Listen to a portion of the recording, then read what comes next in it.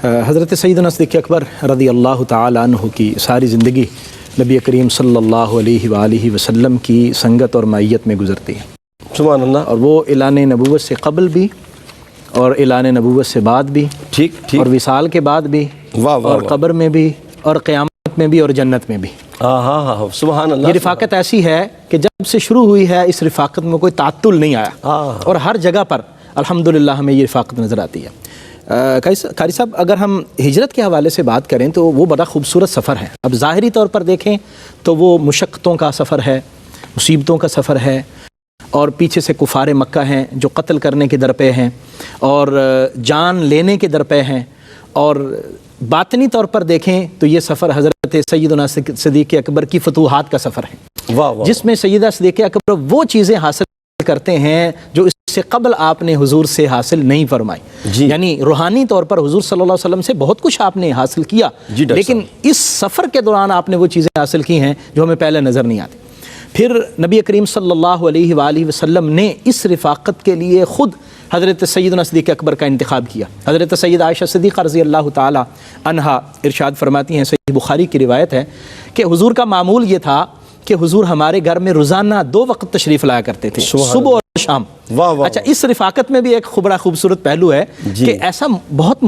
مشکل ہو جاتا ہے کہ آدمی کسی اپنے متعلق کے گھر میں صبح و شام جائے، لیکن حضور علیہ الصلاۃ والسلام حضرت ابوبکر صدیق کے گھر صبح و شام تشریف لے جاتے تھے، اور اس دن آپ دوپہر کے وقت تشریف لائے۔ نبی کریم صلی اللہ علیہ وآلہ وسلم جب تشریف لائے، حضرت ابوبکر صدیق نے محسوس کیا کہ حضور کے آنے کا وقت نہیں، ضرور کوئی بات ہے۔ تو حضور علیہ الصلاۃ والسلام نے فرمایا کہ اس طرح ہم نے ہجرت کے لیے روانہ ہونا ہے، آپ تیاری کریں۔ اور پھر اس ہجرت میں حضرت سیدنا صدیق اکبر کا تمام گھرانہ اس ہجرت میں شامل ہو جاتا ہے۔ حضرت نبی کریم صلی اللہ علیہ وآلہ وسلم نکلتے ہیں، غار ثور کا وہ خوبصورت مرحلہ جس میں رفاقت کا وہ حسن اپنے پورے عروج پر ہے کہ حضرت سیدنا صدیق اکبر نبی رحمت صلی اللہ علیہ وسلم کو اپنے کندھوں پر مطلب بٹھاتے ہیں اور عرض کرتے ہیں، حضور میں آپ کو اوپر لے جاتا ہوں۔ اور وہاں پر اور پھر غار ثور کے اندر جو 3 دن کی اور 3 راتوں کی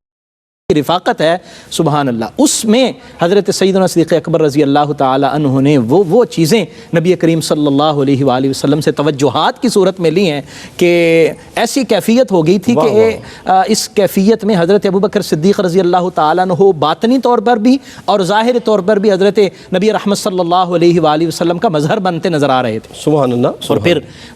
جب سفر پہ روانہ ہو رہے ہیں، حضرت ابوبکر صدیق کبھی آگے ہو رہے ہیں، کبھی پیچھے، کبھی دائیں کبھی بائیں، اور حضور پوچھتے ہیں، ابوبکر یہ کیا کر رہے ہو؟ سبحان اللہ۔ عرض کرتے ہیں، یا رسول اللہ، خیال آتا ہے کہیں دشمن سامنے سے نہ آ جائے تو آگے آ جاتا ہوں، پھر آتا ہے دائیں بائیں پیچھے نہ آ جائے، تو پھر اس طرح میری کوشش یہ ہے کہ جو دشمن نقصان پہنچانا چاہے وہ مجھے پہنچائے، آپ کو نقصان نہ پہنچائے۔ اور پھر حضرت ابوبکر صدیق رضی اللہ تعالیٰ عنہ نے غار ثور میں بہت معروف واقعات ہیں کہ اپنے کپڑے پھاڑے اور وہ سوراخ بند کیے، اور نبی کریم صلی اللہ علیہ وآلہ وسلم کی حفاظت کے لیے اپنی ایڑی پر بھی سانپ کے ڈسنے کی تکلیف برداشت کی۔ اور آپ دیکھیے کہ حضور علیہ الصلاۃ والسلام نے حضرت سیدنا صدیق اکبر کے زانوں کو اپنے آرام کے لیے منتخب فرمایا۔